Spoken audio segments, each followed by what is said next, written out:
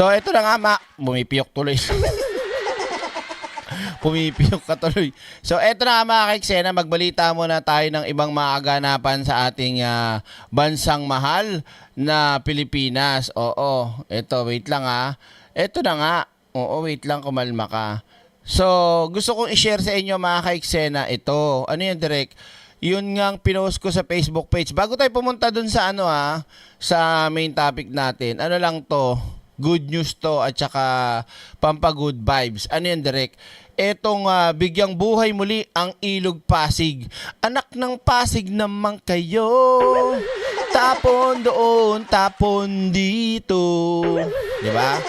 Sinong alam at madalas nakakapunta, nakakadaan dyan sa bandang lugar ng Pasig? Diba? Ano ang naiisip nyo kapag sinabing Ilog Pasig? Sige nga, sumagot nga kayo kung talagang matatalino kayo. Boom! Malaman natin.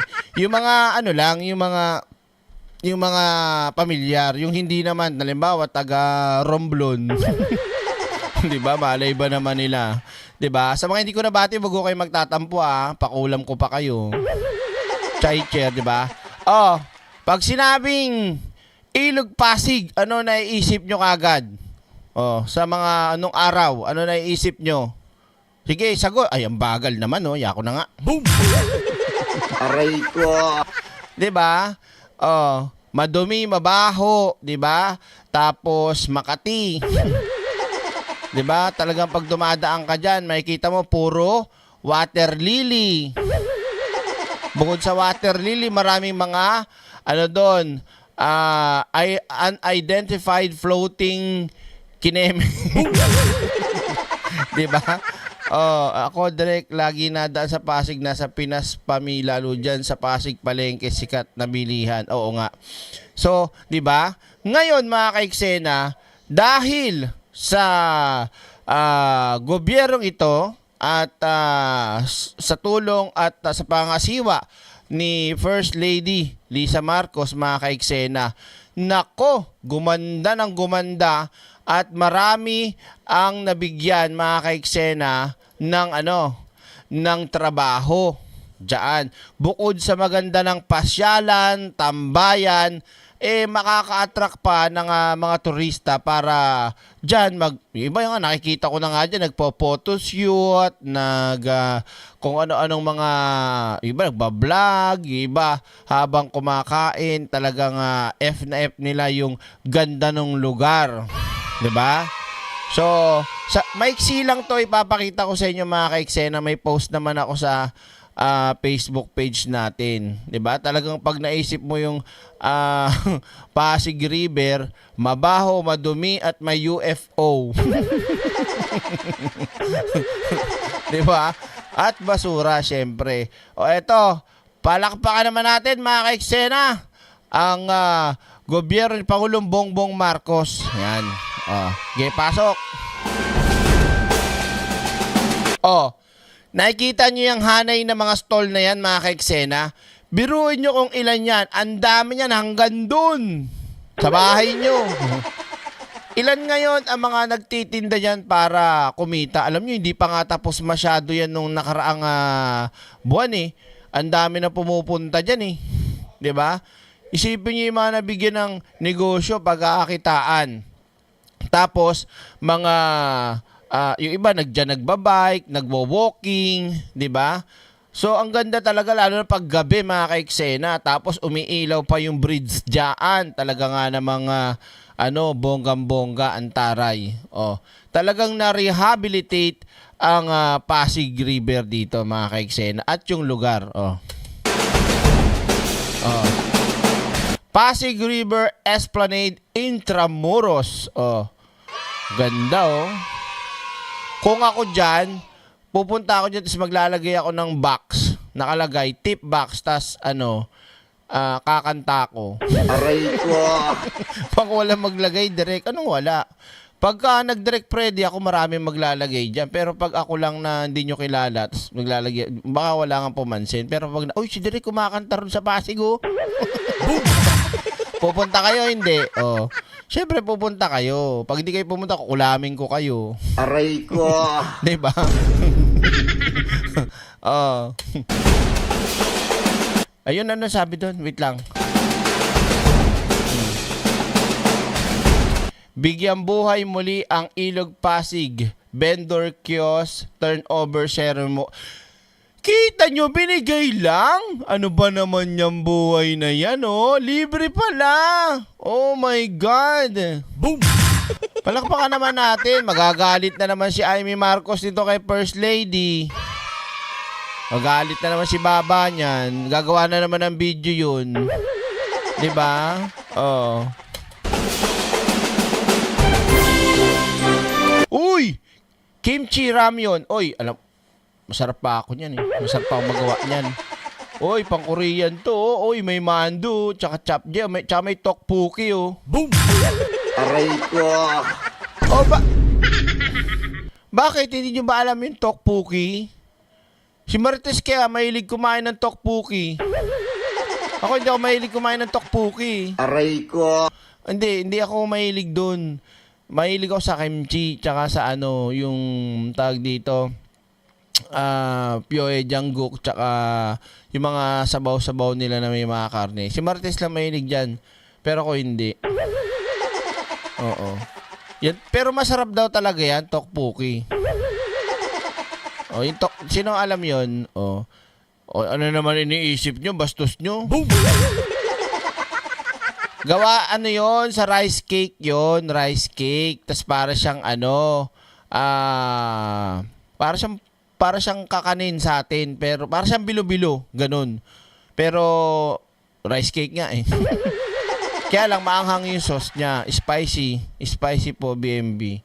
Sarap yun, try nyo rin pag may nakita kayong Korean resto, pag may tteokbokki, try nyo para malaman nyo yung sinasabi ko. Oh, tuloy natin. Ha? Ba, may mga ano pa, mga piercing available. Ba? Uy. Ba, may paganyan pa, ha? Ay, kayang-kaya ni Malditang Lola yan, yung mga ganyan sayaw. Oo, kayang-kaya ni Malditang Lola yan. Oo. Ay, nandiyan si Isko. Isko! Yo. Unang-una, thanks God at thanks na rin sa ating presidente. Hindi, wag kayo magpasalamat sa presidente. Nakakaya naman sa mga DDS eh. Kuya naman, wag kang magpasalamat. Please lang, wag kang magpasalamat kasi yang sinasabi mo na yan ay masakit sa pandinig ng mga DD shit. Papasalamat to. Unang-una, thanks God at thanks na rin sa ating presidente, BBM. Nako. Ang ganda ng nilaki at ginanda ng Pasig River Esplanade. Masaya kami na nabigyan kami ng pag-asa na katulad namin, mga small business, nagkaroon kami ng Uy! Yun ang masarap oh. Merong mang inasal oh. Tsaka may titig. Anong titig? Titig. Masarap kaya yung titig. Anong titig? Hanggang titig na lang. pagkakataon din na kumita. Salamat kay Mr. President Bongbong Marcos Jr. Nako. And salamat din po kay First Lady Lisa Araneta Marcos. Naku, sarap po. Press fruit. Anong press fruit? Pinipi. Maraming salamat po at binigyan nyo kami ng pag-asa sa mga business namin. Maraming thank you po. Ay, ang ganda. Panalo. Ang sarap mag-ano dyan. Alam nyo, pagka punta tayo dyan direct pag uwi ko, sure why not po. Tayo sasayaw dun sa kawayan. Agawin natin yung sumasayaw. Alis nga dyan. Hindi kayo marunong. Charot. Hindi, masarap dyan walking. Tsaka dog friendly yata to. Alam ko, dog friend. Pwedeng dalhin yung fur babies nyo dyan. Oo, sabi ko. Ganda nung ganda, di ba? Panis. Bali, first time po namin to, ma'am. That day po, sa dulo po kami. Tapos, yung nirenovate po to, yung binago po, yung pinaganda lalo. Then, Wow. lipat na po kami dito. Sobrang, maraming salamat. Sobrang tuwan-tuwa kami na bigyan kami ng pagkakataon magtinda. Baka may kindat ka pa ate ah. Uy! Yan, favorite ko rin yan eh. Footlong. Boom! To all the girls I loved before, who travel in and out my door, sari-saring talong, iba't ibang footlong. To all the girls I've loved before. Aray ko. Rin natin. Game. Dito. Nagpapasalamat po ako sa ating pamahalaan dahil na ganito ang naging proyekto nila. Oy, scallop. Ayos yan. Ay, masarap. Paborito ni Marites yan. Scallop. O, ano bang tawag dyan? Steam. Ano bang tawag doon? Mussels. Yan. O, scallop. Nako, sarap yan. Tipod. Ano tipod? Hanggang tingin lang din. Nabigyan kami ng pagkakataon na maliliit na negosyante na magtinda na at least kahit papaano kumita ng pangkambuhayan namin sa sarili, sa pamilya. Oy, sweet corn, no? Oh. Ako po yung nagpapasalamat sa ating mahal na Pangulo sa Ferdinand Ala, ang sarap nito. Tiramisu, tiramisu, mango, grahams. Masarap niyan. Oo. Mura o pa nila dyan. Alam ko baka wala pa yatang upa to eh. Parang binigay yata sa kanila to eh. Di ako sure ah. Marcos. Ano to? Rosalie Canceli. Tama ba? Canaceli. Direct magandang pasyalan dyan. Lighted na din po sa gabi. Madami pong mga food carts. Support micro business. Kaya nga. Thank you Mr. President. And First Lady. Kay First Lady Marcos po sa pagkakataon na bigyan kami ng gantong pagkakataon na magtinda at Ayun o. Oh, tokpuki oh. Dapat yung isa, hindi yung parang bituka na style, hindi yun nilalagay dyan. Ano ba? Yung, ang tawag dyan, uding. Hindi dapat yan dyan. Tokpuki lang nga nandyan. O yung uding nasa sabaw yun. Ano ba? Mali. Sino titinda dito? Itatama ako kayo. Pupunta ako dyan. Diba? bigyan kami ng pangkabuhayan at pwesto dito sa ating Pasig River Esplanade. Oh.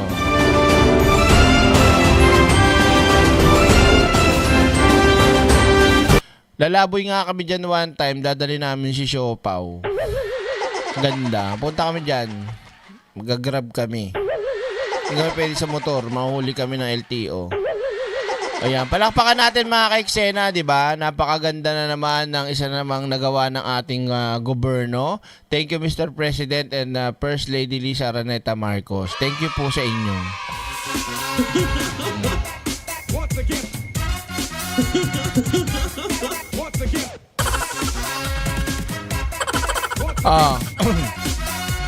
Type action mga ka-eksena. Next tayo. Medyo mangilan-ngilan itong pag-uusapan natin. Okay? So, puntahan lang natin to mga ka-eksenang naging viral kanina. Mamaya na yung kay Defensor. Panghuli na natin yun. Tsaka yung kay Pangulong Bongbong Marcos. Ha? Kumalma lang kayo. Tamang chika-chika lang tayo dito. Diba? Robert J. Travel and Adventures. So, eto. Yan. Kumalma ka Ate Mel. Wala pa eh. Diba? Yan. So, tawag dito. Dito sa airport ng Iloilo, may isang lalaking nag-amok. Oo. Nagtag dito. Bang tawag doon? Nagwala. Ayan. Nagmaoy kung tawagin. Parang gano'n. Munti ka pa makasaksak ng pulis. Grabe. Sa airport ng Iloilo to Siyempre sa loob, hindi sa labas. Anong dahilan? Ito dahilan kung bakit may isang lalaki nagwala. Ito. Nasa ospital na ang lalaking nag-amok sa Iloilo International Airport matapos mabistong may kutsilyo. Tinakasan niya ang screening lumapit sa mga pasahero at inundayan ng patalim ang mga pulis. Kaya siya binaril. Nakatutok si John Sala ng GMA Regional TV. Alam niyo kung bakit ko gustong i-play to? Kasi meron akong nakitang post ng mga DDS tungkol dito. Sabi nila, pag kay Digong daw, ang dali daw hulihin. Pagka daw itong lalaking to na nagwala sa airport, nahirapan daw yung mga pulis.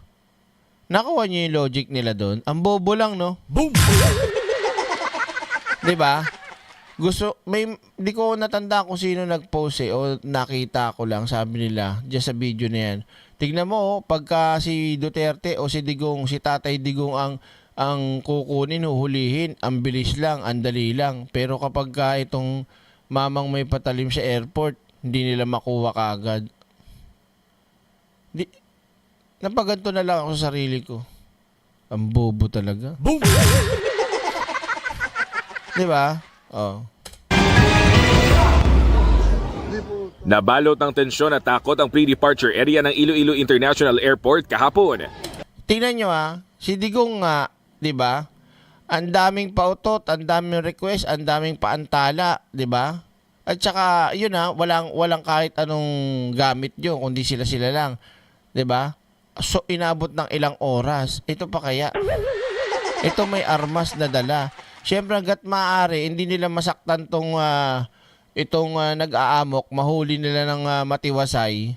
Yun ang gagawin nila. Kaso, nanlalaban na yung lalaki, kaya kailangan na nilang barilin, di ba? Nang mag-amok ang isang lalaking may hawak na kutsilyo, naglakad palapit sa pulis ang lalaking nakaitim na t-shirt. Sabi nga nila, maximum tolerance, di ba? Hanggat kayang hindi masaktan yan, gagawin. At syempre, hindi rin masaktan o malagay sa alanganin yung buhay ng pulis. Kung tutuusin lang, kung gustong gawing matapos ka agad ng pulis yung eksena dyan, binaril lang agad nila yan. Di ba? Oh. Saka bumaling at tila hinabol ang isa pang pulis. Yan o. Oh. Oh. Hanggang umalingaw-ngaw ang isang putok ng baril. Oh. Yun, oo nga pala, no? Si Hanilet nga nag-amok nampukpok pa ng sundalo, tas si Kitty nagpapansin din. 'Di ba? Oh, 'di ba Lord Delina? Sa isa pang video, makikita naman ang pag-aresto sa lalaki. Malamang pinaputokan lang 'yan sa parte lang ng katawan, hindi para patayin, para lang ma-neutralize lang, hindi na makapanakit. Okay na nga sa ospital ngayon . Ayon sa Iloilo Police Provincial Office, na-detect sa x-ray ng paliparan ng patalim sa bag ng sospek.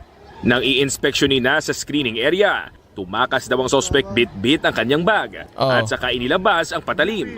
He was instructed to peacefully give the said bladed weapon.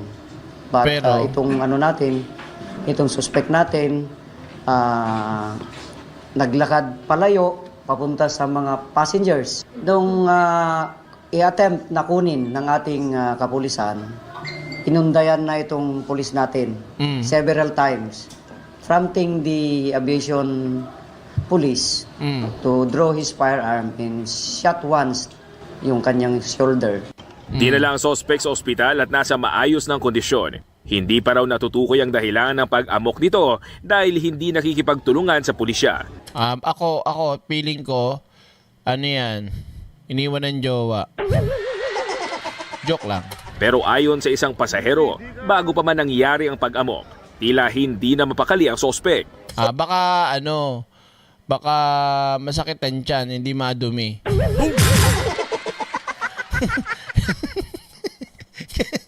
Kaya nagmamadali, tatakbo na ng CR, naawat pa sa x-ray. Joke lang po Sa check-in pa lang, damo na siya mga gakasala, pahinga tabo kay amo na anxious na parik-parik sa mga kadto pakaresa sa iban nga mga pila. Boom! Hindi. hindi ako naniniwala sa sinasabi mo, kuya. Hindi ako naniniwala. Ayos sa testigo, pasahero. Balisana daw. Hindi ako naniniwala sa kanya.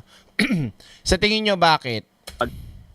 Amok, tila hindi na mapakali ang sospek. Oh. Sa check-in pa lang, damo na siya mga kakasala. Oh, hindi ako naniniwala sa'yo. Bakit, Derek? Barbero eh.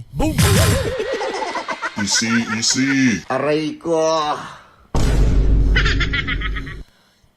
Kayo, kwentong barbero yan. Papaniwalaan nyo ba to? Oh. Hindi, kayo mag-isip. Sige. Oh. Sa sinasabi niya tungkol dun sa ano. Hindi barbero eh. Pahinga tabo kay amo na anxious na parik-parik sa mga kadto pakaresa sa iban nga mga pila. Kinila Yan ang tatandaan nyo. Pag mga ganyang kwentong barbero, ginaniniwala. Boom!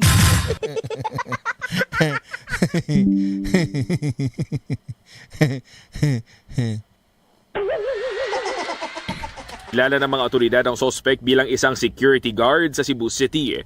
Kwento raw ng kapatid nito sa mga pulis, nasaksak na noon ang lalaki sa Cagayan de Oro. Since that time, sir, is nagdadala na daw ito ng kwanser pang depensa ng sarili niya, yung kutsilyo. Nag-usap-usap sila ng kapatid niya po, sir, is na-transfer na po daw siya sa Iloilo.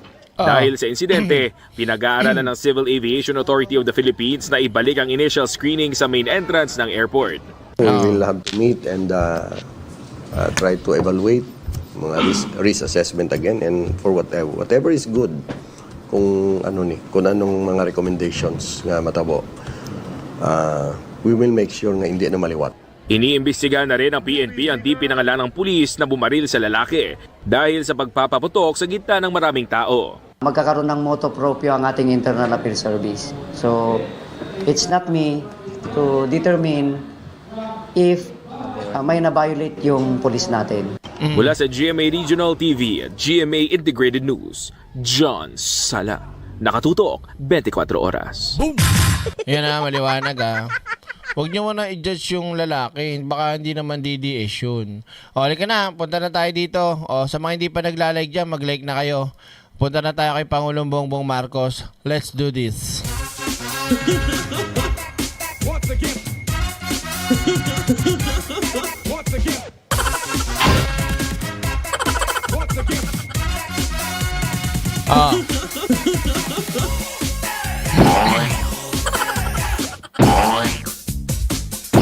Oy, yung mga hindi pa po naglalike dyan, mag-like na kayo para naman kayong others niyan. Okay? So, eto na mga kaiksena. NBI ay hinahanap na kung sino po ang nagpakalat o nagpapakalat ng medical report ni Pangulong Bongbong Marcos na siyempre peki nga diba? Pati po ang St. Luke's Medical Hospital ay magsasagawa rin o mapapanagutin yung sino mang malalaman o sino man nagpapakalat ng kanilang documents. Kasi para lang po yan kung sino man ang pwedeng tumanggap ng medical report na yan, walang iba kundi yung mismong pasyente, 'di ba? So, anong nangyari kasi mga kaiksena, yung medical report na lumalabas sa social media, pineki na naman. Sino ba mahilig mameke? Sino ba ang mahilig mameke, mga kaiksena, sa tawag dito? Sa mga ganitong klaseng sitwasyon. Sino mahilig mameke? Mamake news. Si Jason sa daw yun. Diyos ko na. Alam nyo, nakakaawa yung mamang yun, Ganun na nga itsura, ganun na nga yung nangyari sa buhay. Todo pa rin siya talaga sa paggawa ng mga katarantaduhan, Hindi naman natin inaano, pero kumbaga, malapit ka na rin, Jay. Gumawa ka naman ng tama, Jay. Bawas na yung ngipin mo, hindi natutubo yan Rugrats ka na Diba? Kumbaga, tama, gumawa ka naman ng maganda sa mundo, Jay. Bago ka naman makalimutan ng tao, hindi yung pangit na nga yung nagawa mo, pangit pa yung pinagagawa mo. Diba? Tiglaw or Jay. Kahit sino pa yan. O, eto na. Yari ka ngayon, kung sino ka man nagpapakalat, tutugising ka na. Iniimbestigahan na ng NBI at ng pulisya Oh. ang nagpapakalat ng maling impormasyon kaugnay ng kalusugan ng Pangulo. Oh, sa tingin nyo, sino kaya? Oh. Sino kaya? DDS o BBM? Sige. Sino sa alam naman tayo magpakalat nun, 'di ba? Oh. Iginit din ng St. Luke's Medical Center na peke at falsifikado ang dokumentong nagsasabing malubha ang sakit ng Pangulo. Oh. Tapos may nakakita pa ako ng video ni Matandang Guanzon. Pinapalabas si Pangulong Bongbong Marcos, naglabas na nga ng video tapos naka-live pa kanina, 'di ba? Grabe talaga yung mga mga kumakampi sa mga DDS, talagang wala silang pakialam kahit magmukha na silang katawa-tawa doon sa ginagawa nilang pagsisinungaling, Naglabas naman ng bagong video ng Pangulo ang palasyo. Nakatutok si Ivan Mayrina. Ba't nandiyan si Marco? Ay, iba pala yun. Kala ko si Inilabas ng Presidential Communications Office ang video ni Pangulong Bongbong Marcos upang ipakita ang estado ngayon ng kanyang... Ba't nandiyan si...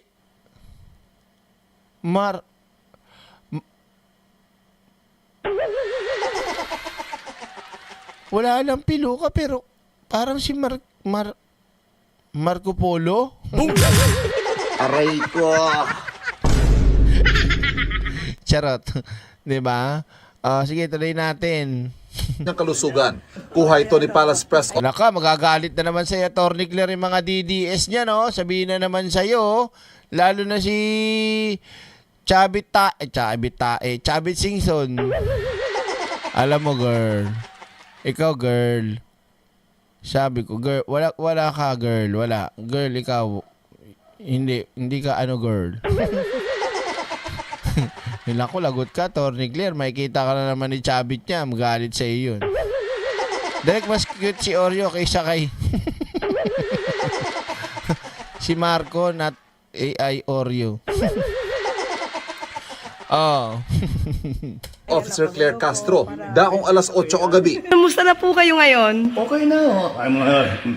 Ang giling ng mga doktor ko. Binigyan lang ako ng mga gamot. At saka patuloy pa rin yung aking antibiotics. Pero okay na ako. Mula ng maospital dahil sa diverticulitis noong nakaraang linggo, nilimitahan ang mga lakad ng Pangulo sa loob lang ng palasyo. Kailan ka ba nakakita na ospital o galing ka sa sakit, tapos parang walang nangyari na gawin mo lahat again yung ginagawa mo? Siyempre, kailangan mong magpahinga, kailangan mong medyo maglaylo, 'di ba? Oo. Pwedeng Yankee, kape. Mahaba-haba to, charot. Oo. Tawag dito, saan na ba ako? So, yun, tuloy natin. Hindi, nagpapatimpla kasi ako ng kape para maging hyper ako. Tulog kasi yung isa. Lumabas yung Marites, nakita ko. Sabi ko, kape nga. Nasaan na ba ako? Tuloy. Pansin-pansin ring namayat ang Pangulo. Ilang araw na raw kasi siyang nakasama. Ayun. 'Di ba? Wala namang nanggaling sa ospital na kasakit o nagkaroon ng findings, tapos parang walang nangyari na gagawin mo lang ulit lahat yung pinagagawa mo, 'di ba? Lalo't kung nalaman nung meron ka nung ganong sakit. So, magkakaroon ng adjustment, magkakaroon ng pagbabago. Ano 'yun? Sa diet ni Pangulong Bongbong Marcos, 'di ba? So, wala na siya ng mga full meal, mga light meal na lang, mga ganyan. At syempre, talagang diet, 'di ba? Ano mangyayari sa iyo? Ikaw, Direk, hirapan nga ako mag-diet eh. Oo, hirap mag-diet kasi tag dito, pagka nagluto ka, kakain si Beng, hindi niya mauubos, manghinayang ka sa tinira, kakainin mo rin. Diba? Kumakain ka ng ganyan, may content tira si Marites, may content tira si Beng, titignan ko, sayang. Charot. Hindi, tuloy tayo. diet. Kaya nanaginip ako yung isang gabi. Sabi ko sa doktor, pwede na ba akong kumain ng kung ano-ano? Kasi nanaginip ako, nakakain ako ng steak. Ito lang iniisip ko. Pero hindi pa pwede. Hindi pa, ngayon pwede na. Pwede na. Pwede na. Binansagan namang peke at palsipikado ng St. Luke's Medical Center ang Kaya pag nakakita kayo nung medical certificate, soap diet direct. Soap, okay, light, pwede rin yun. Diba? Parang alak lang yun. Light lang. San Mig Light. Charot. Pag nakakita kayo ng ng tag dito, ng post ng medical legal o ng medical report ni PBBM, komentan nyo. Ayan sabi mismo ng St. Luke's, fake. At falsified. Galing mismo sa St. Luke's. Diba? isang dokumentong kumalat na umano'y galing sa ospital na malala umanong sakit ng Pangulo. Sa isang pahayag, halata talagang propaganda ng mga DD shit yan Bakit? Kita mo nga si Guanzon. Yan ang pakalat ni Guanzon din sa mga sinasabi niyang video. Na kesyo, asan ka na BBA? Minahanap si Pangulong Bongbong Marcos. Sino ka ba? Para magpakita sa yung presidente. Di ba? Halata mo kung sino talaga yung mga may propaganda kay Pangulong Bongbong Marcos. Huling-huli mo na agad Sinabi ng St. Luke's na mahigpit itong iniingatan ng confidentiality at data privacy ng kanilang mga pasyente. At ang mga medical results ay binibigay lamang nila sa mismong pasyente. Dagdag nito, ang pag-post daw ng medical information ng iba ay may tuturing na breach ng data privacy. Bawal yun. Kaya tandaan nyo mga kaiksena, bawal yun. At isang paglabag sa batas. Pinag-ingat na rin ng Malacanang ang publiko na wag basta-basta maniwala sa mga kumakalat sa social media na hindi beripikado impormasyon. Dapat lang tignan ito dahil hindi na po biro ang biruin ang kondisyon, kalusugan ng Pangulo. Si Amy ba yan, Atty. Claire? Boom! Si Amy ba yan, Atty. Claire? No, gagalit na naman si Amy sa inyo. Kaya po ang NBI, alam po natin na mabilis umaksyon ng NBI para maimbestigahan kung sino po ang nasa likod dito.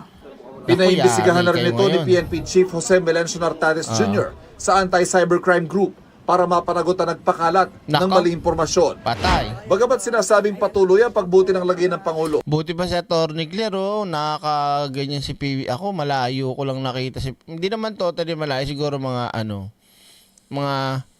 isang ganyan ang layo ko kay Pangulong Bong. Pero siyempre, hindi naman ako nakapag na, Mr. President! Hindi. Nakita ko lang, nakita lang ganyan. Yung layo. Si Atty. Claire, kulang na lang, di ba? Pumakbay. Hindi pa masabi ng Malacanang kung kailan tuloy ang magbabalik sa normal ang schedule ng Pangulo at muling makakadalo sa mga aktibidad sa labas ng palasyo. Pero pag siguro mismo ng Pangulo, ito yung mga inaantay na ako mamatay. Si Jack Argo. Ano binura nung biyak na yon? Anong binura doon? Para natin. Huwag kayong excited. Nasumog na naman ang pagka-excited ninyo. Andito pa ako. Asartalo na naman yung mga DD shit niyan. Excited kasi kayo Masyado kayo excited na mauuna si Digong. Si Digong, uuwi na yun sa garapon. I'm running the government. We're doing everything that needs to be done. Walang patid ang trabaho ng gobyerno. Tatlong magkakasunod na event ang nakatakdang daluhan ng Pangulo dito sa Palasyo ng Malacanang ngayong araw. Ang farewell call ni U.S. Ambassador Mary Kay Carlson, ang submission ng National Education and Workforce Development Plan at ang ceremonial turnover. Wait lang. Alam mo, Carmeline, kung sino man yung mga nasasabi niya, nakikitaan nyo, at nakikita ko rin naman yan, may mga DDS na nagpo-post kesyo, dito, may relasyon daw sa Atty. Claire. Sa isip-isip ko, ako bilang kilala ko si Atty. Claire, natatawa na lang ako. Oo. Tag dito, meron ba kayo screenshot niya ni Biyak? Boom! Baka meron ko screenshot ni Biak, babanatan natin para maganda. 'Di ba? Kung meron kayo, send nyo sa Facebook page yung post niya na yun, ha. Sabi ko sa inyo, basta banateros talaga, mga grupo nila, mga DDS talaga. Ganyan ang gawain yan. Well, mabalik tayo. Yung mga nagko-comment ng mga DD shit, ganun, yung utak, talagang bulok. Paano mangyayari yun? Dahil tawag dito, PCO si Attorney Claire ni PBBM at siya yung nakikita madalas, nagtatanggol. May relasyon agad. Wow. So, yung mga naipagtatanggol ko pala sa lagay, may relasyon kami. Boom! Walang dyan talaga utak ng mga DDS, diba? Oh. Na may kinalaman sa pamumuno ng Pilipinas sa ASEAN ngayong 2026. Thank you and for INC, Present ang Pangulo sa lahat ng mga ito. Para sa GMA Integrated News, Ivan Mayrina nakatutok, 24 oras. Sana mahuli ka agad kung sino yung nagpakalat para iyak-tawa yan sa huli. Kali ka na. Puntahan naman natin tong kay Mike Defensor na at kay Jam Magno. Ano pang inihintay nyo? Gusto nyo namang umiyak pa ako. Mag-like na kayo. Type action. Let's go sa go. Dali.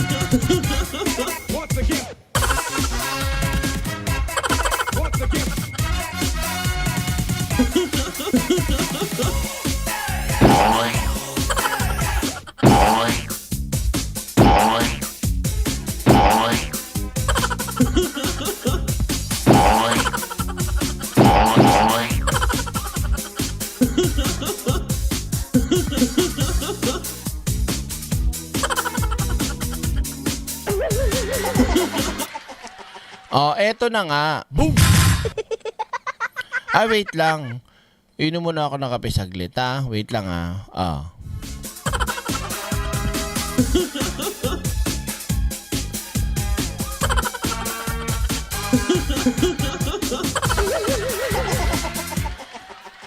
Hello. Shoutout OG Admin BMB Alexandre. Magandang gabi. So, eto na nga mga kaiksena. Tawag dito. Yan. So, puntahan natin tong... Wait lang. Yan. Wait lang, ayusin lang natin. Live to, Kaya akong kunin sa Facebook, Ayan. Dito na lang tayo sa... Ganito. Maiksi lang. Di naman natin kailangan panoorin si Defensor. Nakakabuisit pagmumukha niyan, Yan. Okay. Game. Nelson Copino, maraming thank you. So, eto na nga mga kaiksena. So, nagpunta yung grupo ni fake news na sinungaling na si Bingot, na si Mike Defensor sa Cebu. Aray ko! Para magsagawa ng rally motorcade kineme-eme ang hindot. Boom! Napaka-peaceful ng Cebu. At doon pumunta ang grupo niya at ang mga nilangaw nilang rally para manggulo. Para manggulo lang. Ano gagawin nila doon? 'Di ba? Rally daw, tapos motorcade. Pagkatapos, 'di ba? Kaya sila nagpunta doon para ipahiya yung ating bansa. Kasi ano bang meron doon, direct? Kasi meron po nagaganap doon na, anong ang tawag dito? Anong tawag doon? Wait lang, May ASEAN, meron kasing opening of ASEAN Tourism Forum. Meron nagaganap doon, mga kaiksena. Ganon kabastos, ganon kawalang yang grupo ni Defensor. Isipin nyo na lang, mga kaiksena. Corruption daw ang pinaglalaban nila. Bakit nasa Cebu ka? Boom! Diba dito sa Maynila at nandito mismo, diba? Yung mas magandang bitaw ng rally o kung ano mang gusto yung gawing motorcade, diba? Wala na nga nagra-rally dyan tungkol sa corruption kasi panis na At saka may mga napakulong at isa na big fish dyan si Revilla, mga contractors, mga tawag dito, engineer, 'di ba? Kaya magtataka ka, pupunta sila doon para daw sa corruption daw kineme-eme. Sino niloko mo, Defensor? Nanay mo? Boom! Diba? Ang engot lang, diba? Yung dadahilan nila para sa anti-kineme-eme daw sila. Diyos ko, tigilan nyo kami sa kabobohan nyo, ha? Huwag nyo kami dinadamay dyan. Sige, ate, balita mo. Oh. Ayong adlaw mga kapatid, liway abas ni para sa News 5 Bisaya. Mura kuno ug anaa sa ilawma sa martial law ang Cebu City human giharang. Ngayon, ang pautot ni Mike Defensor tong kupal na to. May martial law na daw sa Cebu. Tingnan nyo talaga yung mga patangan nilang mga pinagsasabi. Kung may martial law, hindi ka na para makapag-video pa. Kung may martial law, hindi ka na magkakaroon ng pagkakataon pang magsalita. Boom! Diba? Kung may martial law, malamang dinampot ka na gunggong. Boom! Diyos ko, matik yan mga ka-eksena, whether they like it or not, whether they don't say or they say it. Diba? Na gusto talaga nilang manggulo lang. Gusto nilang ipakita sa mga bisita ron na magulo, ganon. Sa mga pulis, ang motorcade o giaresto ang usa samtang ginahimo ang Ganon naman talaga kahit sa Manila, di ba? Lalo na pagka mayroong sa ating ginaganap yung ASEAN, Asian Summit, yung mga ganyan, di ba? Hinaharangan yung mga nagpoprotesta na makapasok dun sa lugar o sa mismong lugar o kalye para hindi sila makita at nakikita na ng gugulo. Naalala nyo mga ka-eksena, ginagawa naman talaga yan. Kasi pagka pinayagan ng gobyerno na magganyan-ganyan yan, nakakaya din tayo. Hindi naman sila pinipigilan mag-rally o mag-motorcade. Pero wag kayo dito. Doon kayo sa ibang mag-motorcade. Doon kayo sa ibang lugar mag-rally. Wag dito, 'di ba? Boom. Kahit saan ka naman pwede mag-rally kung talagang para sa corruption na sinasabi mo. Oh, 'di ba? Wala ka na pinipiling lugar pa kung kasi may target siya ng lugar eh. Oh. Sayan Forum sa syudad. Eileen Ponsaran, hello direct, nakabot sa live mo. Happy Valentine. Ang ogo naman. Happy Valentine's Day din in advance. Sabagay malapit. Nako. Puno na naman ng nito. Sige, tuloy tayo. Sumala kini kang former Congressman Mike Defensor. Sumala kang Defensor, wala gipaagi sa Cebu City Police ang ilang motorcade nga sumala niya, gihimo aron ipadayagang ilang baruganan batok sa giingong korupsyon sa administrasyon ni President Bongbong Marcos. Tsaka, di ba? Nasaan lugar sila? Cebu. Sino ba ang governor dyan? Sino ba mayor dyan? Sino ba kapitan dyan? Diba? Kaya katarant, alam mo, kung makakarap ko to si Mike Defensor, mumurahin ko yan eh. Sinungaling ka eh. Diba? Ang kapal ng mukha mo. Ang kapal ng mukha mo sa totoo lang. Talagang karapat dapat murahin eh. Gidungan ang maong kalihukan sa pagbisita sa mga delegado sa ASEAN, din hugot ang seguridad sa syudad. Padayon pa nga gikuha sa News 5 ang statement gikan sa Cebu City Police o sa city government apan wala pa sila opisyal nga pahimangno tungod kay abala pa sa mga Doon na lang mga ka-eksena, doon nyo na lang tignan. 'Di ba? Anong ginagawa mo sa Cebu? Ba't nandiyan ka? Akala ko magpapile ka ng impeachment. Ba't hindi na lang i-autopagid mo sa Manila ka? Nandiyan kayo. Aray ko. Diba? kalihukan sa ASEAN. Kini sa lamang tong update, magpadayon na sa pagbantay sa social media pages sa News 5 para sa pa mga balita ug update. Hindi na natin kailangan panoorin yung video ni Mike Defensor kasi puro kasinungalingan ang sinasabi at puro, alam niyo, katarantaduhan lang. Ngayon, rerekta na tayo kay Jam Magno. Ito, papakita natin mga ka-eksena, talagang pinaulanan at talagang busit at na galit si Jam Magno dito kay Mike Defensor dahil sa katarantaduhan talaga. Sige. Ipasok mo, Jam. Nakakahiya naman sa'yo, Mike Defensor, na mag-iingay ka at manggugulo ka dyan sa Cebu. Tapos sa mga tao na ginago mo, di ba ang dami-dami, tapos ngayon maghahasi ka ng lagim dyan sa Cebu. Gago, umuwi ka kung saan ka galing, leche ka. Boom! Pinauwi. Umuwi ka daw. Diba? Huwag ka dyan manggulo Ah. sa Cebu. Kasi hindi lahat ng taga Cebu bobo. In fact, ang matatalino hindi natutuwa sa pinagagagawa mo. Ay, oo. Galit na galit nga ako eh. Boom! Diba? Kasi ang ginagawa mo para sa sarili mo yan, hindi yan para kay Digong. Ang mga totoong nagmamahal kay Digong, hindi gagawa ng gulo para sa kanya. Ang totoong nagmamahal kay Digong, mas ipipray pa kay Santo Niño na makauwi siya ng safe. Sabi ni Julius Makadangdang, wag pa kampante direct DDS din yan. Walang problema. Alam naman natin yan. Kumbaga, ang kinukuha naman natin, yung sinasabi niya eh. 'Di ba? Obvious naman, kita mo, sinasabi niya, kung makadigong ka, hindi ka magiging ganyan. Kaso yung mga nagsasabing makadigong, puro kabaligtaran ang ginagawa. 'Di ba?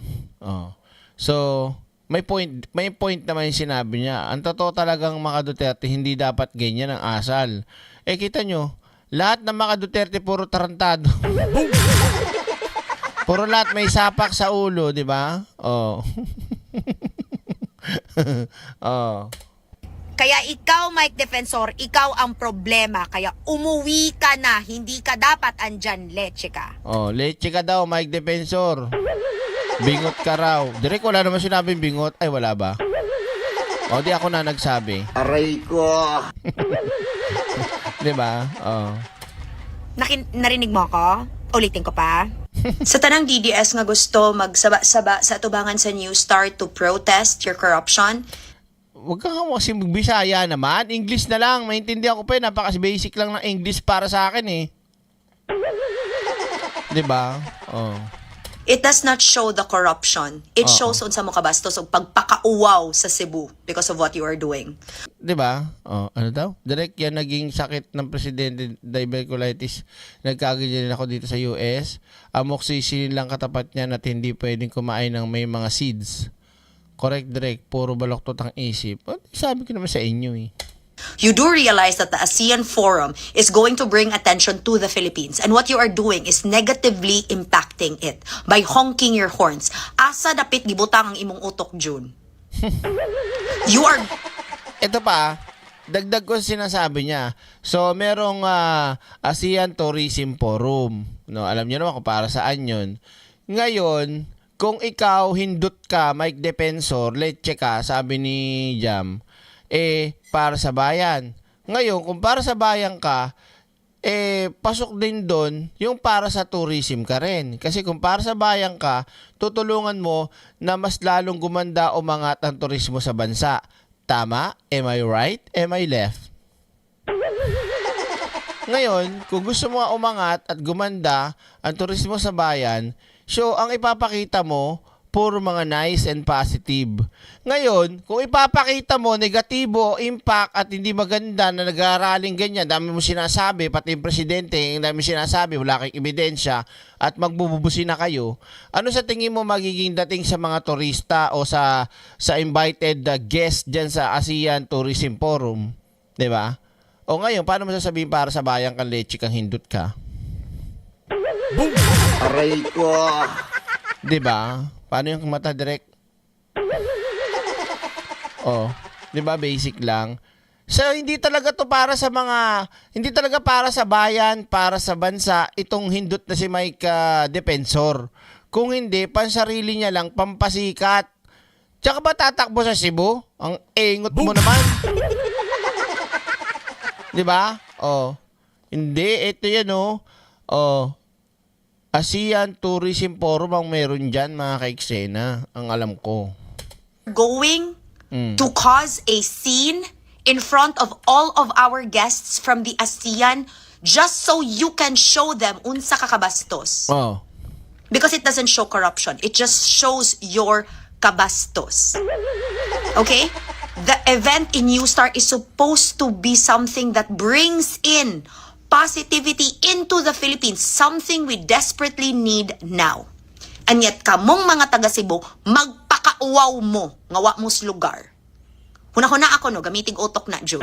Naong daw kong kwarta. At least akong naong ni glow up. So ikaw nga pangit lang gihapon. Nako naman yan. But di ko naintindihan may glow up pa. Ano ba to? Nag-advertise ba to? Hanggang doon na lang yata. Yun. Ang dami naman sinasabi nito. Ika naong kwarta. See the difference? Dili ra bagi ko mainsulto tawgon kog naong kog kwarta. Because ang kwarta, mao'y nakapaniwang nako. Mo'y nakapagwapa na ako. Mo'y nakapag-glow up na ako. Ang imong pagka-chismosa, nakakwarta ka na? Wa. Ang imong pagka-insecure, mo bitong insecure ka, kaya until now, abog lang gihapon ka. Dili ra bagi ko masakitan na ng tawgon. Aray ko, hindi ko maintindihan. Aray ko. Ba't kasi nagbibisaya? Hindi ko maintindihan tuloy. Koog, naong kog kwarta. Because, at the end of the day, nilambo ko, ikaw wala. And I will not change or adjust just because you are insecure. I will not change or adjust just because you have less. Because if you focused on your life like I did with mine, I'm pretty sure you will only be as pretty. Kaya kung muingon ka nga, naong ko kwarta, well, at least akong kwarta na ikapadungan. Ikaw na gani kay kwarta, gi-focus pa ka sa kuha, di wagi kwarta nga padung sa imuha. Diba? Ingat! It's really disappointing to see the comment section about this issue in Butuan City. Kaya nag-issue lagi ang isa ka police station namo sa Butuan City nga, gina-refrain ang mga babae wearing sexy clothes while riding. Ay, iba na to. Kasi random videos na pala to o pinaghalo-halo nyo. Random. Doon lang tayo kay Mike Defensor dito lang. Yan lang. 'Di ba? So, mga ka-eksena, bago tayo, kalimutan nyo na yung sumobrang video, hanggang doon lang tayo dito sa ano na to. Yan. Hanggang dyan lang tayo. Okay? Kasi ito na nga lang no, halatang halata talaga yung galawan nito ni Mike Defensor para sa pansariling interest at syempre dahil sa pansarili niya, ginagamit at sinamasamantala niya rin yung pagdikit, pagkampi sa mga DD shit. 'Di ba? Ay syempre makakatulong pagka yung laban ng mga DD shit o ng Duterte sinamahan niya, madadamay din yung kanyang interest para samahan naman. O sabihin na natin sa madaling salita, pag siya tumakbo, iboboto siya ng mga DDS. 'Di ba? Kung gusto niya sa mataas na posisyon o kung mayor lang diyan sa Quezon City, 'di ba? At least kumukuha talaga siya ng tulong diyan sa mga Duterte, mga supporters ng Duterte. Kaya naman ang pinagagawa niya talagang sobrang nag-evolve, 'di ba? Kasi ako hindi ko man naabutan yung martial law Kasi baby pa ako noon eh. Kakapanganak ko pa lang noon nung nagkaroon ng martial law. Basta 1985 eh. 'Di ba? O alam niyo na yung edad ko. 'Di ba? Ang basic lang na intindihin ayon sa mga naging pag-aaral natin nung tayo kabataan tungkol sa martial law, 'di ba? Na real talk. Kapag sinasabing martial law, mahigpit eh. At syempre, kung halimbawa ang pinipigilang karapatan mo, hindi ka pwedeng makapagsalita pa dyan. Makakapag-video-video ka pa. 'Di ba? Tapos kung ano-ano pa yung sasabihin mo, baka mamaya bigla ka na lang nawala. 'Di ba? Paano naging martial law yung pagpigil sa kanila dahil sa ginagawa nilang eskandalosong motorcade. And sigurado naman hindi sila pinigilan para tumigil sa pagrarally o pagmo-motorcade. Pinigilan sila doon pumunta. 'Di ba? Nakita nyo naman di ko na ipakita pala sa inyo, no? Pinanood ko kasi ng konti yung video ni Defensor. Sinasabi niya na, tapos na yung rally namin, tapos na yung parang programa, pero hindi pa daw umaalis yung mga pulis, ganyan-ganyan. So, may ginawa sila, natuloy nila. Kaya nga lang, di sila nakalusot. 'Di ba? So, halatang halata mga ka-eksena yung ginagawang propaganda ni Mike Defensor para lokohin yung taong bayan na sa martial na ganyan. Yung isang, sino to? Si Libiste, de facto martial daw. Ito namang isa martial na. Ano kaya susunod? 'Di ba? So, wala na po tayong aasahan ngayon at kailanman na sabihing totoo o tama ng mga DD shit, mga Duterte. Bakit to? Sa kanila nagsisimula yung mga kasinungalingan Tulad nito, mga kaiksena. Ay, nawala. Nabanggal ko pa yata. Tulad nito, Nino. Ito. Sara Duterte. Tinawag na bias political court ang ICC. Binanatan. Ito, pakita ko sa inyo. Diyos ko. Nakakaawa talaga tong... Tignan nyo mga kaiksena yung yung vice president nila, vlogger. Aray ko. Pa-vlog na lang ang hayop. 1981, January lifted na ang martial law direct. Ibig sabihin po, hindi po talaga ako umabot kasi 1985 ako Diba? Ibig sabihin, malditang lola, hindi talaga ako aabot kasi baby pa ako. 1985 ako pinanganak Baka hindi pa, yung nanay at tatay ko, yung nanay ko dito sa Manila, dalaga pa, mananahi.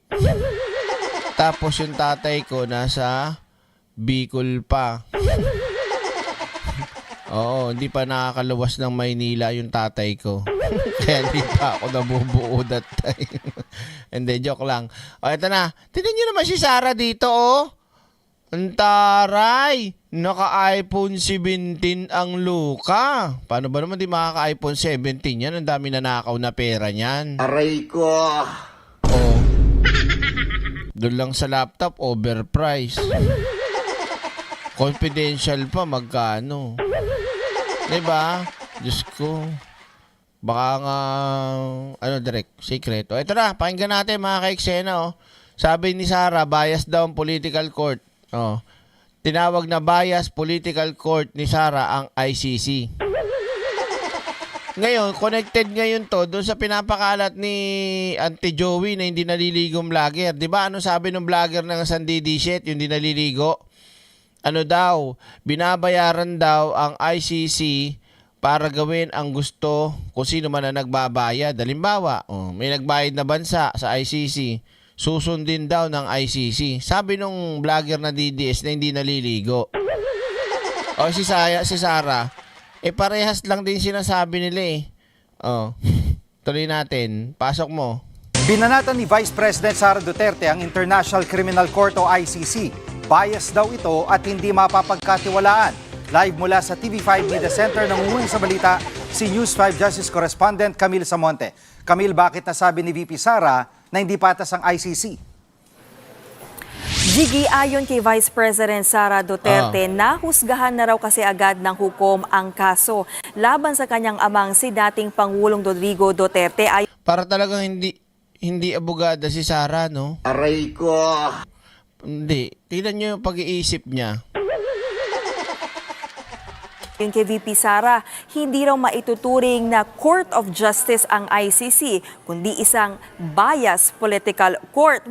Dahil dyan, Sara, ano akala mo, Sara Duterte? Yan sinabi mo na yan, hindi makakarating sa ICC. Yan. Alam nyo, kung ako yung anak ni Duterte, kunyari lang pero hindi ko pinapangarap. Kunyari lang. Ako yung anak. Hindi na ako para magsalita pa ng mga negatibo against dito sa ICC. O sa madaling salita, hindi ako mangingialam, magbibigay ng komento ng kahit ano. Basta susunod lang ako sa ano ang dapat gawin, rules na sinasabi. Ayan na nagpabagsak sa kanila, yan na nagpahamak lalo sa kanila. Lalo na yung mga bobo nilang mga supporters. Talagang inaway, niratrat, yung mga judge, niratrat, pati yung isa pang kopman. 'Di ba? Pinakita talaga nila yung pagiging bobo nila rito Ngayon, si Sara, anong ginagawa? Hindi 'di ba? Kung mag-iisip ka lang ng tama 'di ba? sa Pilipinas, 'di ba? Kapag ikaw ay may sinabing hindi maganda at panguhusga mo sa Supreme Court, pwede kang magkaroon ng kaso. Halimbawa, nagkaroon sila ng desisyon, tapos ikaw nagpakalat ka tungkol sa desisyon na yon na wala kang patunay at ebidensya, yari ka. Boom! Ganon din yun sa ICC. Ngayon, hindi nag-iisip to si Sara Duterte sa ginagawa niya na pwede lalong mabaon ng tatay niya. 'Di ba? Oh. So, halimbawa, paano kaya kung, halimbawa, sabi ng ICC, paano na papalayain tatay mo? Sino nga, 'di ba? Pinangungunahan mo kami. Diyos ko. Paano to? Talaga may kasalanan tatay mo. Di pag lumabas na guilty tatay mo, ganito magiging impression namin. Ganun talaga. O, sige. Boom! 'Di ba? Pahamak talaga yung, ay, wait lang. Parang may naalala ko. Kasi kaya nga daw pala nalagay sa alanganin pala si Digong. No? Naalala niyo yung kay Sian Gasa? Kasi dito mga kaiksena, pinapahamak talaga ni Sara yung tatay niya. Mag-throwback tayo nung nahuli na si Digong. 'Di ba na-content din natin? Sabi ni Sian Gasa, meron daw, dapat hindi daw mahuhuli si Digong pa, 'di ba? Kasi uuwi nga ng tag dito, Pilipinas. Parang ang sinabi, nalaman na nila na may ICC nga o may warrant nga at may huhuli na si Digong. Wag na sana silang umuwi, ganon. Pero yung isang malapit daw kay Duterte, sinabing, di, muwi ka. Pinauwi yung tatay. Pinauwi. Sa pag-uwi ng tatay, yun nahuli. Pero kung tutuusin, hindi daw talaga uuwi 'Di ba? Hindi daw uuwi. Yun ang kwento ni Sian Gasa nun. So parang tinutumbok niya, si Sara may kasalanan kung ba't nahuli yung tatay niya. Aray ko! Naalala yun? 'Di ba? May anak na nagsabing umuwi ka. Sino kaya yun? 'Di ba? So malamang sa malamang, si Sara yun. Kaya napahamak yung tatay niya. Ngayon, na nagpapahamak, siya na naman. Or baka naman, alam na talaga nilang wala nang kawala yung tatay nila, hindi na talaga makakauwi. Kaya malaya na nagsasalita ng ganyan si Sara Duterte na yung ICC, bias, ganyan, di ba? Hindi natin alam, pero tumugma lang yung sinabi ni Sian Gasa. Now we know. Hindi, ako alam ko naman na yun eh. Dati pa, di ko na sinasabi sa inyo. Inaw daw na ang gusto ng ICC ay ang makulong ang dating Pangulo. Inalmahan din ni VP Sara ang pagbanggit ng korte sa mga pahayag ng kanilang pamilya at ginawa pa raw itong basihan ng mga desisyon at kautusan ng Pretrial Chamber 1. Tama naman yung sinabi ng ICC, di ba? Huwag kayong nagbabanggit ng patungkol dyan sa ganito. Ganyan parang pinangungunahan nyo eh. Di ba? Ano bang tawag doon? Di ba sa isang kaso, bawal ng pag-usapan yan. Pero sila Sara, pinag-uusapan dati, di ba? Kaya nagkakandalechi-lechi, ano sabi ng tatay niya? Huwag na kayong makialam, huwag na kayong magsalita. Nakinig ba sila? Nakinig ba yung mga supporters ni Digong? Hindi. Boom! Di ba? Oh, ano nangyari? Tingnan natin ang pahayag ni VP Sara. Kung na-prejudge na nila ang kaso ni Rodrigo Duterte, na-prejudge na po nato ang ICC as a biased political court, no? Aray ko! Sa'yo, hindi siya court of justice, 'di ba? Pero naisip mo ba doon sa mga biktima ng tatay mong karton, 'di ba? Kasi wala nga justice sa panahon ng tatay mo para sa mga biktima ng tukhang nyo at mga namatay. 'Di ba? Kaya dadalhin ba yan dyan? Kung alam nilang sila ay makakakuha ng hustisya nung panahon ng tatay mo. Hindi, 'di ba? Oh. Yun, thank you. Subjudice, ganyan. Thank you, Boom! Hindi siya court of justice. Di na ta mosaligan ng ICC. Uy, maghuna-huna na lang siguro ta sa karon ba sa edad ni PRD is about to turn 81 puhon. Yes. O yung Ginoo. Wala ang Ginoo. Ang huna-hunaon na lang nato no kung unsa ang makahatag og moral support sa iya. Wala na. Tanggap na. Baka malaking makukuwang mana nito ni Sara. Diba? Malay natin, baka malaki yung parte niya. Diba? Kaya, parang wala na. Tanggap niya na yata yung tatay niya na mabubulok doon tsaka doon na mamamatay. Diba? Kasi, pero kahit na mga kaiksena kahit sabihin na nating tanggap niya, no? Diba? Bilang isang vice president, tas gano'n ang bunganga mo. Aray ko. Lalo ka tuloy nagmukhang engot. Boom! Lalo ka tuloy nagmukhang wala na, parang palengkera na chismosa. Jiggy, umuugong din yung panawagang palitan ang Defense Council or Defense Team ng dating Pangulo. Kasunod yan ng desisyon ng ICC na ipagpatuloy ang pre-trial proceedings ni Duterte. Pero ayon kay VP Sara, pag-uusapan raw nila... Oy! May napifeel ako mga kaiksena sa pagpapalit ng judge, ng abogado. Ano yung direct? Di ako sure pero posible na naman delaying tactics mga kaiksena. Kasi pag nagpalit siya ng bagong abogado, bukod sa gagastos naman sila ng malaking pera, baka mamaya gawin nilang dahilan yun. Dahil nagpalit kami ng abogado, kailangan pang aralin niya yung ng tatay ko, baka pwede niyong bigyan kami ng sapat na panahon para ma-discuss, ma-explain, ma-review ng bago naming abogado. Pwede? Boom! Aray ko. Yung mga ganyang pautot mo, Sara, booking ka na dyan. Diba? Ewan ko lang kung masusunod yung ganon. Pero maganda, pag sinabi ng ICC, hindi na, eto na yan, magpalit kayo ng abogado, bahala sa buhay nyo. Kaya lang kasi naisip ko, baka gawin nilang tactic magpaawa, magpautot, makiusap, di ba? Ganon yun Alam naman magpalit ka ng abogado, hindi niya alam kung anong gagawin niya ron.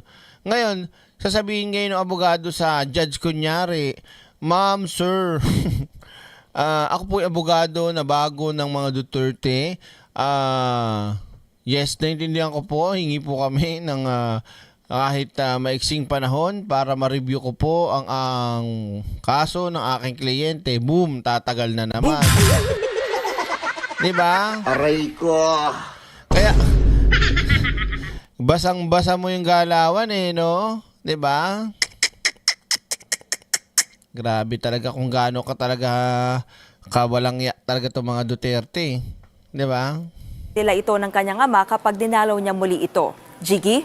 At Camille, pinayagan na ng ICC na makilahok sa pre-trial proceedings ang ilang sa mga nagpakilalang biktima umano ni Duterte. Paano sila pinili?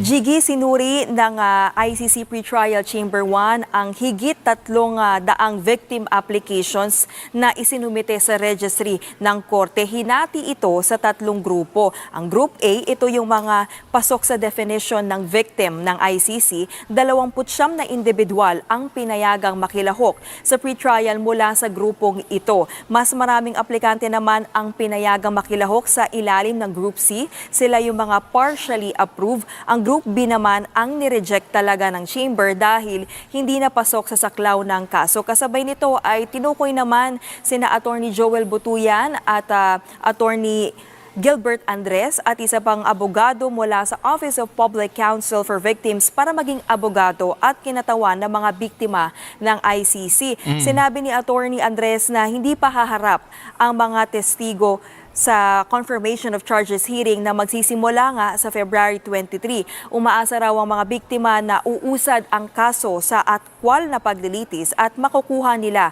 ang hustisya. Pakinggan natin ang pahayag ni Attorney Andres.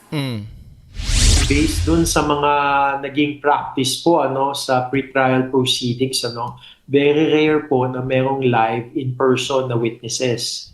Now, kung meron man pong witness, it's through the witness statements po. May mga sworn affidavits naman at meron naman pong mga disclosure na binigay po ang prosecution sa kung anong mga ebidensya ang gagamitin sa confirmation of charges. So wag po natin i-expect na meron pong taong magsasalita po doon bilang witness, bagkos po magsasalita sila through their sworn affidavits. Jiggy, pumalag din si Attorney Andres sa sinabi ng abogado ni Duterte na si Attorney Nicholas Kaufman na di nabigyan ng due process ang dating Pangulo. Sinuri naman daw ng Pretrial Chamber 1 ang apela ng kampo ni Duterte at sa pagiging fit to stand trial ang dating Pangulo, kaya nga rin daw naudlot ang confirmation of charges hearing noong Setyembre. Jiggy? At Camille, pagdating ng confirmation of charges hearing, ano ang abangan dito? Siyempre yung charges. Itatagal ng 4 na araw ang confirmation of charges hearing kay Duterte mula February 23, 24, 26 at 27. Magsisimula ang Baka matagal din pala, hearing sa opening statement ng prosecutor. Ang defense team din ay magkakaroon daw ng pagkakataon na magbigay ng kanilang pahayag at argumento. Sinisiguro rin nilang tutugunan nila ang pangangailangang medical ni Duterte habang isinasagawa ang pagdinig. Hindi raw lalampas sa 3 oras ang bawat pagdinig at magkakaroon ng regular breaks kada oras. Yan muna ang latest. Balik sa iyo, Jiggy. Yan ang ulat ni Camille Samonte live mula sa TV5 Media Center. Nako. Sana hindi ganun talaga yung iniisip ko na biglang gagawa ng eksena para ma-delay pa yung kanilang confirmation of charges, magpapalit ng abogado, hihingi ng time, 'di ba? Sana hindi ganun, wag mangyari 'yon. Kasi alam mo na yung galawan nito mga hindot na mga Duterte na to magugulang yan mandaraya yan Diba? So yon mga kaiksena, at this moment, dahil late ka na Weng Digi, tapos na. Oo. Ang haba na, anong oras ba ka nagsimula? 10. Ay hindi. Oo nga, 10. 2 hours na pala. So mga kaiksena, mga kapatid, pansamantala muna po tayong titigil sa ating live stream dahil alam niyo na, malamang baka magising na si Siopaw at kailangan natin magpadede. Masakit na yung dede. Charot. Charot. So maraming salamat mga kaiksena at ingat kayo palagi at syempre salamat sa inyong pag-abang kahit na bali-balento ang oras ng live stream ko. Nandiyan pa rin kayo kahit team replay. Wala namang problema, wala namang masama kung team replay, 'di ba? Kahit hindi ko kayo mabati ng live doon, at least nasuportahan niyo pa rin. Ano po? At sa lahat ng mga OFW may trabaho, mag-iingat po kayo. Ano to? Direct pag-greet po kay Nanay Rosita Tario. Birthday niya sa January 30, 76-year-old na po siya. Palagi po siya nanonood ng live mo. Tuwang-tuwa po siya sa inyo. Nanay Rosita Tario. Nanay, advance happy birthday po. Ay, birthday mo na pala. Happy birthday, Nanay Rosita. Happy birthday to you. Pa, pa, pa, pa. Aray ko. Nanay, konti pa ha. Kailangan, 100 years old kasi may makukuha kayong pera niyan. Kumain ng marami, hindi pala, kumain ng tama, masustansya, at higit sa lahat, mag-zumba. Kung kaya pa. Happy birthday po ulit, Nanay. At ingat kayo palagi at salamat po sa panonood nyo. At masaya akong kung nasasaya naman kayo sa akin. Thank you po. At syempre, yun na nga, maraming salamat po sa inyo lahat mga kaiksena, sa ating mga kabugera, sa Senadora at Spice Girls. Mag-iingat kayo palagi lahat mga kaiksena. Andito lang ako, dyan lang kayo. Kita-kita tayo sa live stream. Direct Freddy Valera ang pangalan, ako lang yan. Maraming salamat po. God bless and see you in the next one. Ang ating live stream ay bigla na lang mawawala. Maraming salamat po. Thank you.